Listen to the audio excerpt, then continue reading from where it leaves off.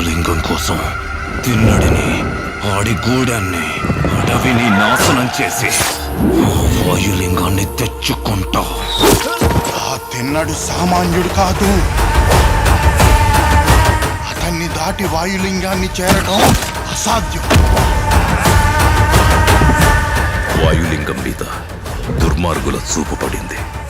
ఈ వాయులింగ రహస్యం కాపాడడానికి నా ప్రాణాలు సైతం అర్పిస్తాను.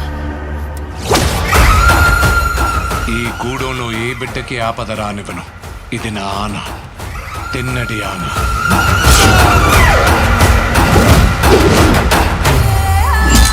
శివుణ్ణి రాయంటావా?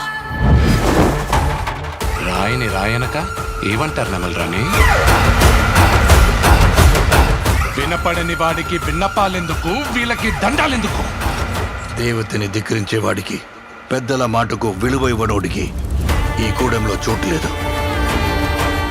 ముందా రాయిని తీసుకెళ్లి అడవిలో పడేస్తే గానీ నీకు పిచ్చి తగ్గదు.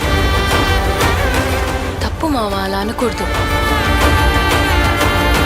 ఇలాంటి వాడు మీకు గొప్ప భక్తుడవుతాడని నమ్మకం ఏంటి ప్రభు?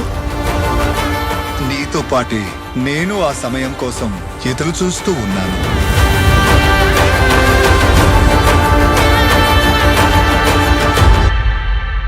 రుద్రా,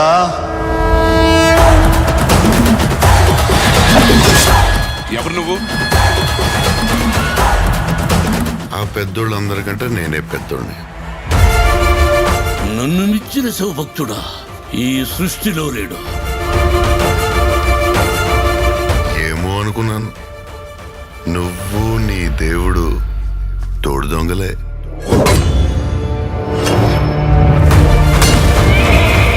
శివయ్య అని మనసారా పిలు.